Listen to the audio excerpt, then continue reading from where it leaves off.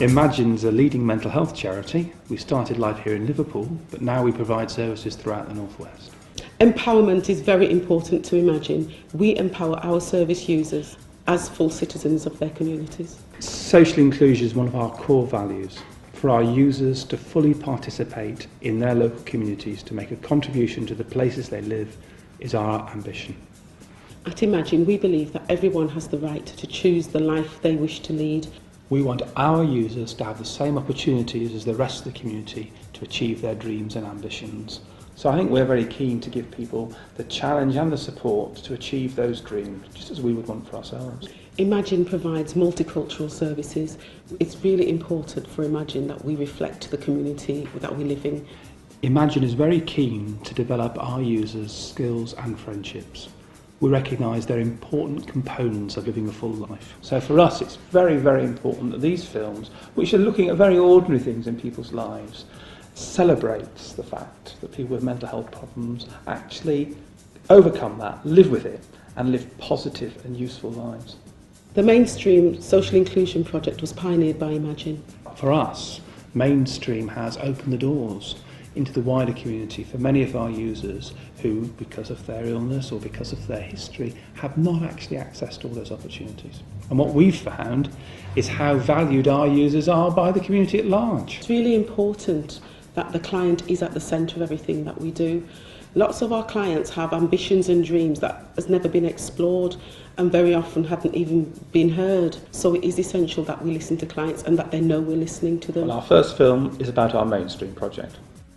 Well, I got involved with Mainstream through the Park Lodge Day Hospital.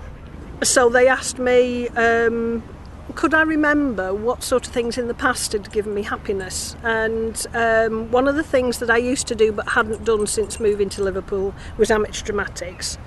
And they pointed me towards one amateur dramatic and operatic society, and then the voluntary work. They definitely felt that there'd be two sides to it. It'd be the physicality of it, because some of it is quite hard graft with the kennel cleaning, but also the structure of having a time within my week when I knew what I was going to be doing. And the advertisement came in the local newspaper for voluntary kennel assistance at the PDSA. And Imagine were able to say that they thought that I'd be ideally suited for this, and they suggested that I got hold of the application form, and it all happened from there. They remind you what you're capable of, because when you're going through a period of depression, you tend to forget what sort of person you've been, and you don't think you're ever capable of attaining that level again, and they just remind you that this might be only a temporary blip and that you will be able to function the way that you did previously, and that's really important to me. One of the things that I said recently was that even when I've had a bad week, which I still do from time to time, the focus of the voluntary work that they've got me involved with the PDSA means that for 2 days of the week I've got to try to be as functional as I can, because that period that I do, albeit only a small range of duties, it means the paid employees are freed up to do something else.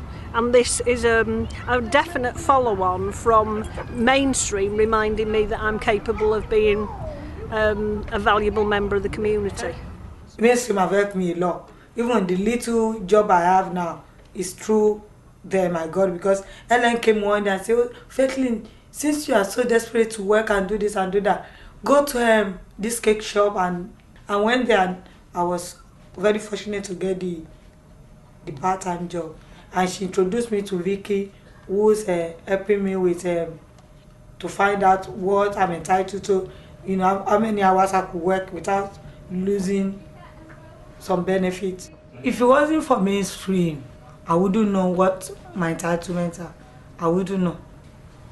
I'm depending on them, you know, for advice on how to stand on my own and, you know, use my talent. Even, you know, there was a time Ellen went with me when I was a Muslim. She took her time to go with me to the mosque, you know, We went to the mosque together. She just wanted to see what it is like. She's never been.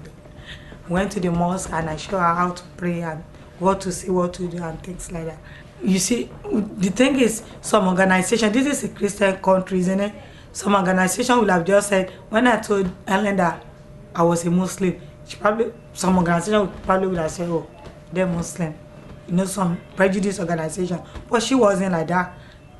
She took time to understand what I do. Even my cultural meeting and things like that, she takes time to know the place.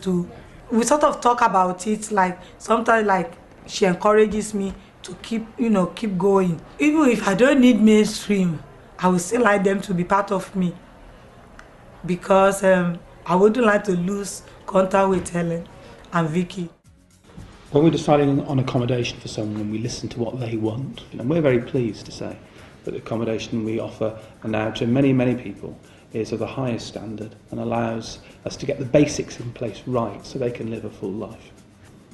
I think it's essential that at Imagine we tailor the needs of the individual to the accommodation, so that we're not saying, well, this is what we have on offer, choose what you like. We're saying, what do you really want? What are the essentials for you as a person? We have to listen to people's opinions if we're going to do our job properly. You can't tailor a house around someone's individual needs and preferences if you haven't listened to them.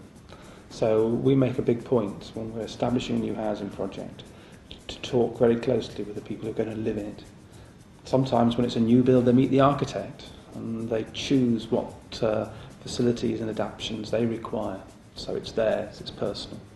And we negotiate with housing associations to ensure that the accommodation that we are providing for clients is what they actually want. We've had some excellent quality housing schemes developed by local housing associations with us. They've won awards for design.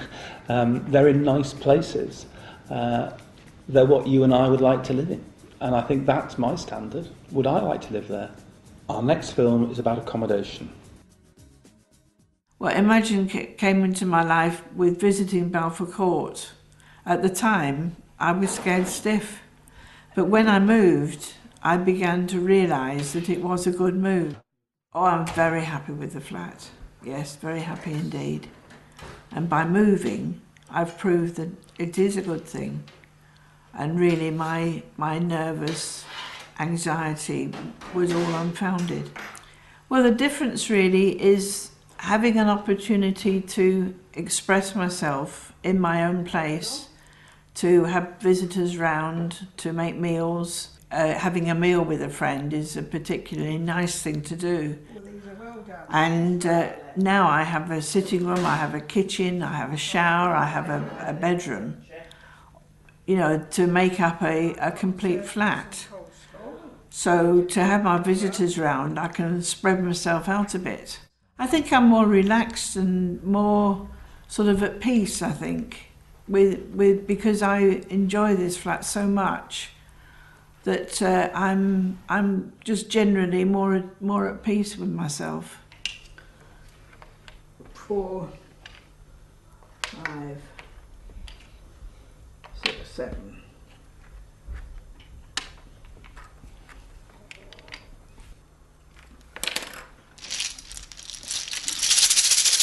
Joy. Nice word. 8, 9, 10, 13.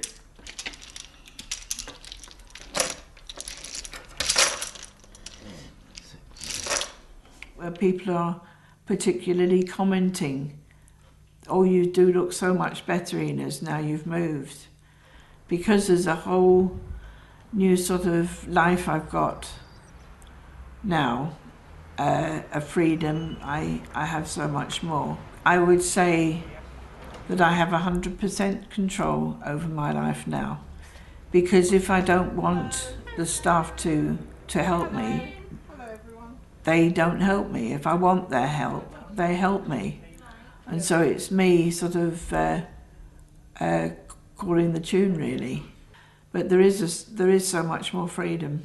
When I have like maybe a down day, then the staff may well come in and say, well, you know, it would be nice if you invited a friend round for a game of Scrabble or that sort of thing to make that particular day just that bit better for me. And that way I've gained sort of a better relationship with people. When we first came here, we had to sort out all the bills that we had to pay, and I haven't actually been in that situation for quite a few years, so that was very new to me.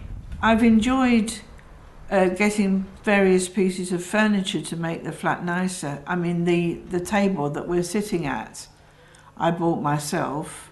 I've bought 2 chests of drawers, and I've just, as I say, been enjoying planning my flat and looking after it and that sort of thing. In July I'm going down to Cornwall with my daughter to see my brother. So right at this moment of time I'm saving up to go. Irene is my key worker, and she has been one who has helped me enormously with particularly my finances. It's very comforting to know that they're just upstairs. I am more content in everything I do, really. Our Life Opportunity Service looks to give people the opportunity of gaining the skills and the friendships to live a full life. Opportunities to explore ambitions and dreams. The opportunity to acquire knowledge and skills. Opportunities for Imagine and our clients to challenge stigma and discrimination. Imagine as a befriending service which seeks to give people the opportunity of increasing their social contact, their social networks, and have a befriender to do things with them. Our next film is about life opportunities.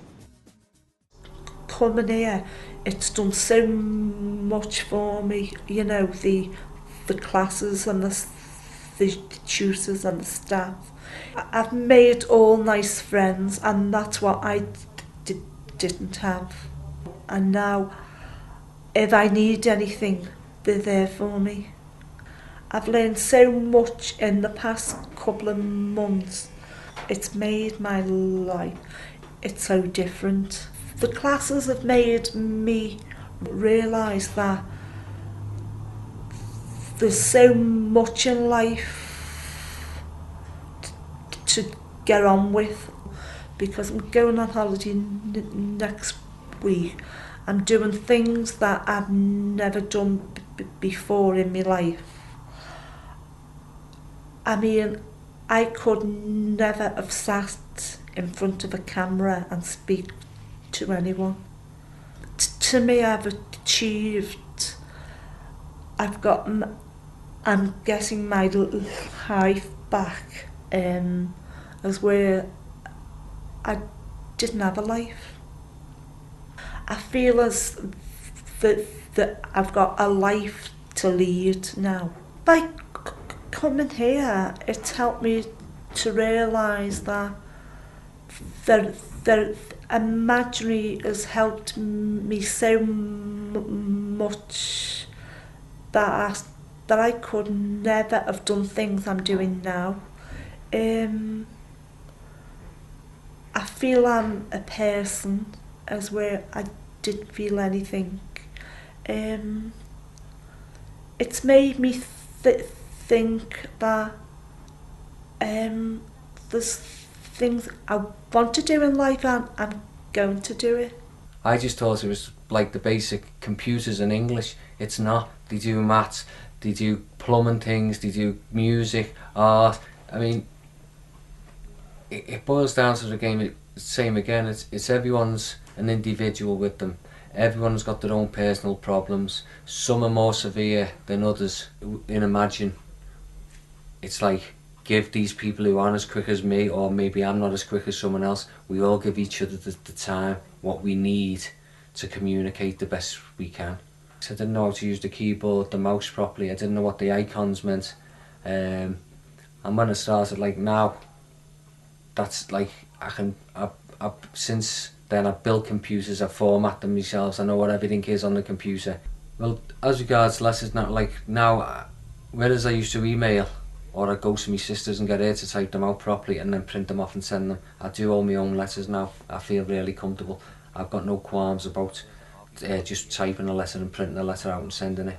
Everyone has problems in life. Some people take the pressure great, some people just fall apart. And at the time, the way I ended up like this was I fell apart. Now I feel a lot stronger, and instead of running away from things, I run to them. I'd rather get them out the way. For people to succeed, is that you've got to want to. It's no good just going there and plodding on. If I don't feel like going, I don't go, and the only reason I go there is because I've learned a lot from them and I want to carry on. But to actually pass all these courses and get certificates, you've got to have a bit of drive, and Imagine can't give you the drive. You've got to have it yourself, and that's one of the things. It's like people might think, well, they look at the thing and they might see the dog part of it and they might think that's easy. It's not. You've got to have a lot of drive. Our floating support service is aimed at tenants of housing associations who require additional support to cope with living in a tenancy. So sometimes it's housing needs, sometimes other health needs, sometimes it's links with the community. And they provide that range of support so that people successfully maintain their accommodation. Because there are many people who access the service for floating support who experience mental health difficulties or alcohol or drug dependency, financial difficulties, and without the support that we offer may end up losing their tenancies. Well, difficulties of isolation are very, very central to the concerns of most of our users. And so in our floating support service, addressing that isolation is a very high priority. Floating support offers practical and emotional support to all our clients. It's these things that help people to be able to manage their lives and to be able to maintain their tenancies. Well, floating support is a partnership. To achieve our aims, we want to work with a whole range of other providers, from the social landlord to other agencies offering support. Our final film is about floating support. I found floating support, tremendous help for me, really. I think the first thing that comes to my mind is that it's actually kept me out of hospital. And it's a feeling of being safe, that there's someone at the other end of the phone, just purely to be there for me. Whether they're sick or not, it's just that feeling of being safe. They were instrumental in me getting this house that I really adore. I'm very lucky. I mean, before that I lived in high rise and I felt quite isolated. Now there's children playing outside, I've got a garden, I feel depressed. So they've done a tremendous done tremendous things for me. They're there to for you to say what you want from them, and if they can accommodate you, they usually do. I could have gone to art classes. There's a lot of other things I could get involved with. I always feel that there's someone there for me. I think that's the thing, that gives me a little bit of confidence in myself. I don't feel so much, I think the word mentally isolated, I don't feel that. I think it's knowing that there's someone there, whether it's a benefit bill, whether it's a doctor's appointment, or just like general things, really. I feel like I could phone up at any time, really. It's been very beneficial for me. Well, I've always been anxious, really. And Linda was just talking one day, and she just mentioned something about Buddhist, and the Buddhist Centre, I beg your pardon. It's something really that I thought about for a while. So I've been going to the Buddhist Centre, and I just the relaxation of the place itself's nice, but I just want to know to meditate. And I always think, it must be a marvellous thing to carry something around with you, like a mental tool to help you, rather than a tablet. Okay, I know maybe I'd always have to take tablets, but just to think, well, I've got something to deal with something. I've got that meditation. It's just the pure relaxation of the Buddhist thing, and it's just the meditation alone that really I want to get involved, because I just think it'd be beneficial for me. Obviously, I can't talk about other people, but I just think you owe it to yourself to try every avenue that's there, really. If you got an illness, maybe it's just something that'll help you a little bit, and who knows, who knows what the future may hold. And it's funny, I was always wondering, what do I want out of life? And I was just sort of thinking a bit deeply. There's no television, there's no radio, there's no distractions. I thought, well, what do you really want?